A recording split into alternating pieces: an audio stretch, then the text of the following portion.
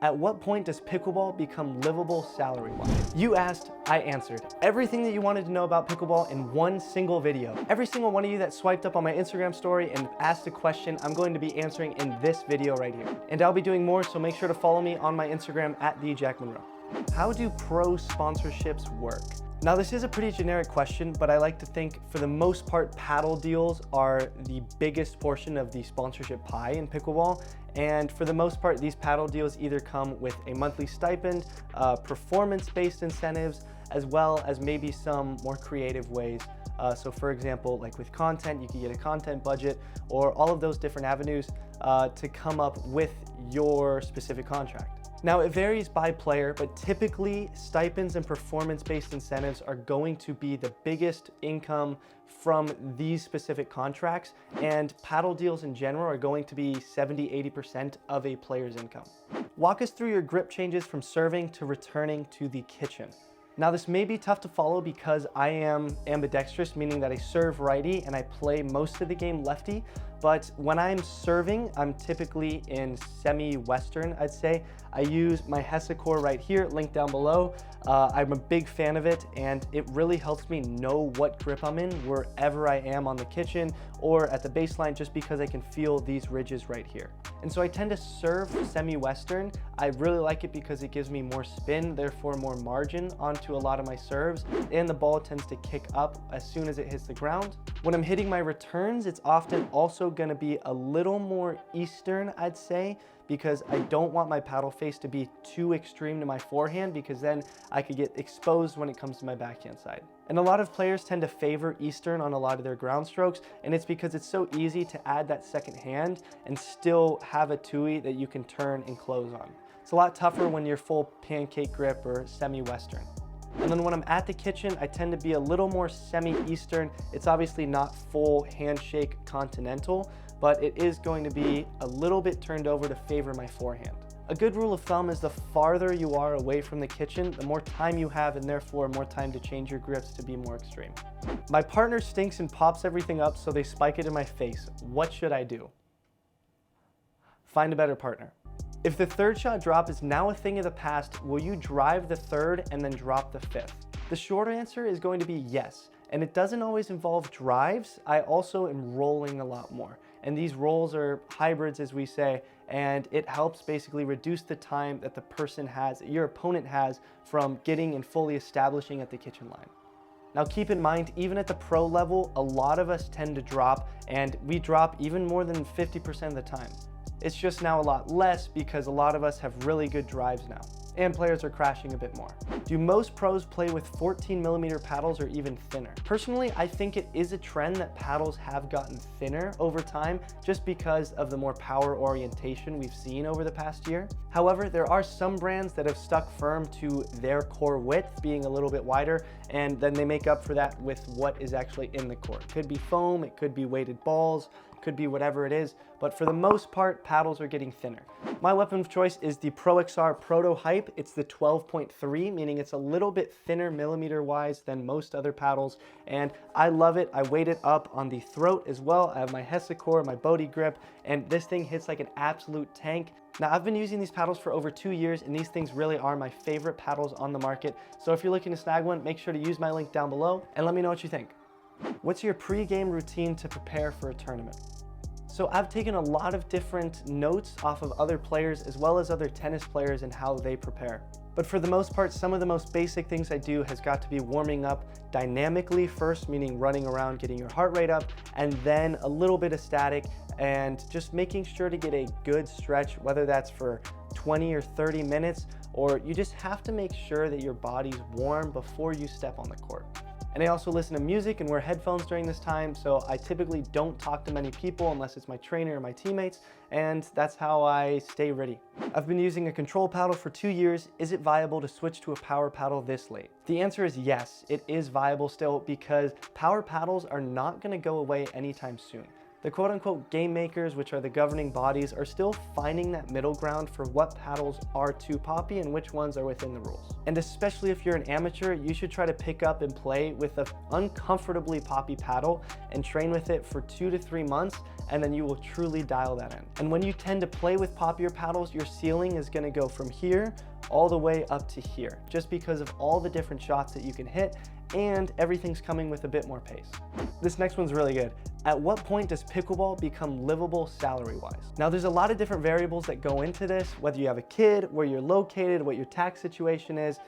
And for this example, I'm assuming that you are doing this full-time and this is your full-time job. Now keep in mind these numbers can vary, whether you're couch hopping, whether you fly standby or whatever, but for the most part, expect to spend about $15,000 to $20,000 on travel per year. On top of that, registration is gonna be another $10,000, so that totals up to $30,000 in expenses, not counting anything else, not counting any content, not counting anything that you do outside of that. And so obviously, quote unquote, livable could vary by each person, but I'd say with those expenses, you have to make probably 80, 90K in order to comfortably live within your means on a pro pickleball salary. Now keep in mind, these numbers are not set in stone, and this is just off the top of my head because I'm trying to run through these answers quick.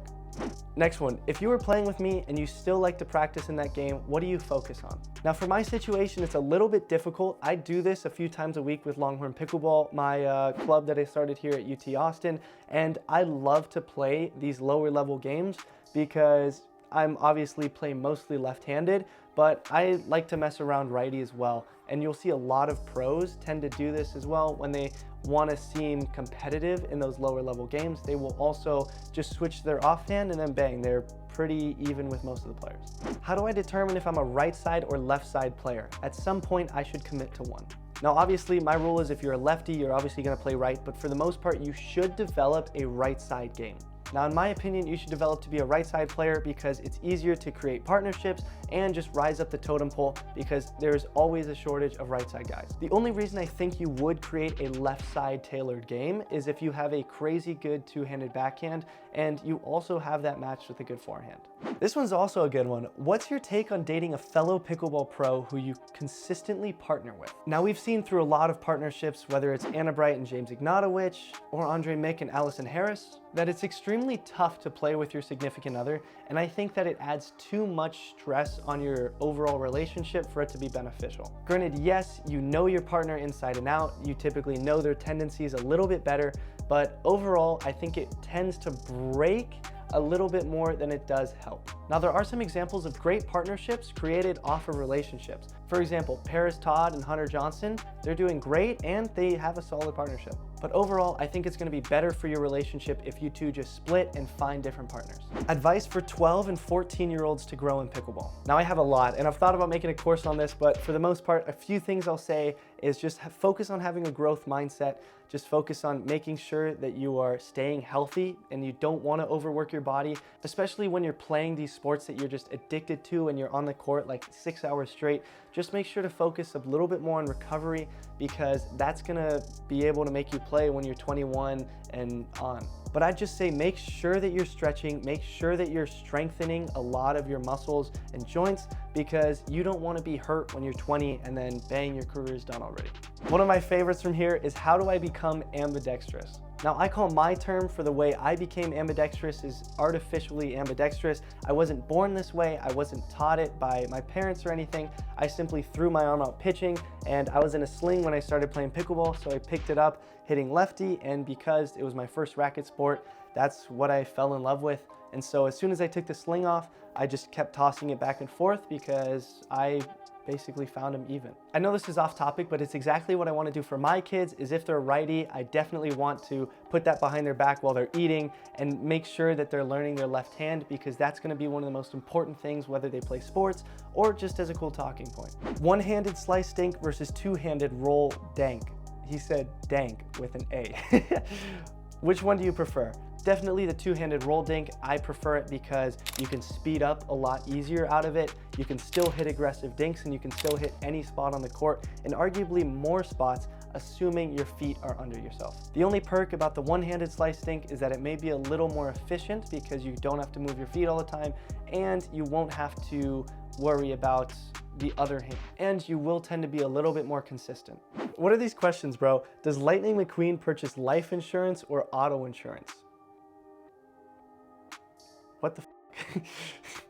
Anyways, dream partner in men's dubs and mixed dubs to play with. Honestly, I've played with a lot of partners and I can't say one in particular, but I will say some of the things that I love to play with is a partner with a two-handed backhand, especially since I'm a lefty and I'm gonna be always on the right side of the court. It's always nice knowing that my partner can create offense off of both wings, not just their forehand. Why are lobs not utilized more when it's very sunny? We've actually seen this before. I believe it was Yana Newell who lobbed Anna Lee in Lee Waters. It was actually one of the most funny interactions ever. It was quite rude, I'd say, in that moment, but keep in mind, it's like the moral question of whether you should do anything at all costs in order to win a match, or whether there's a level of respect with lines that you don't cross. Basically, what Yana was doing is she was lobbing almost every single third shot into the sun, and it was right into the sun, so Anna Lee and Lee couldn't do anything about it. Overall, I do think it is an unwritten rule that you shouldn't lob when it is sunny. There have been points where I've noticed it was super sunny, and so I make sure to select side so then I don't have to deal with the sun during a game 3 or crunch time. But overall, I say that there is an unwritten rule that you shouldn't lob into the sun. How do you network with other high-profile pickleball figures? Another great question. I would say one of the most important things is to have a social media so then you're not super weird or awkward when you're seen DMing these guys. And then the other bit is if you're playing pro qualifiers and you make it into the main draw, make sure that you go into the pro tent, introduce yourself, and network in there. So there's these two different realms. You could network digitally through what you're making online, or network physically in person through the pro tents and stuff like that. Overall, just make sure you talk to players and make sure that you aren't the shy one out in the corner of the pro tent just on your own looking like you don't want to talk to anyone. Can you briefly explain the best practices for a lefty and righty team? I've studied this for years now. I definitely really love talking in depth about this, but I'll keep it very simple and I'll say focus on the X pattern. And this basically means that both of you guys, being a lefty-righty team, have backhands on the outside towards the sideline of the court, meaning that you guys should funnel most of your speed ups middle cross body, because that is where the next ball is gonna funnel to, therefore your guys' forehands in the middle. So make sure to utilize and build a lot of your 2E patterns. What do you think the DUPR is of the team that will win Collegiate Nationals? Unfortunately, Longhorn Pickleball wasn't that team, but I would say probably around 5-5. I mean, I do think some of the men that were playing in the Collegiate Nationals definitely could do really well in qualifying, if not make main draw in a lot of these tournaments. There were a few players here and there that stood out, but for the most part, I'd probably say around there. This one I've heard way too often. I've been stuck for a year, it feels like. When I watch, what should I watch for when I watch film? Now overall, if you're stuck for a year and watching film, you should not be stuck still. Whenever you're watching film, you're basically learning what patterns work and what patterns don't. You're refining every single one of your strategies. If you've been stuck for a year and you watch film, it's probably for other reasons. Whether you couldn't find better players because you're the best one in the group, you don't have a good enough attitude to be invited for better games, you don't go out and play tournaments to test your skill and meet players there. But certainly when you watch film, I would say one of the things to look out for is just what patterns work. Make sure you keep track. You can watch film on your TV while you have dinner with a little iPad or a piece of paper in front of you, and just keep a tally of your unforced errors and every single unforced error that was caused, where it came from.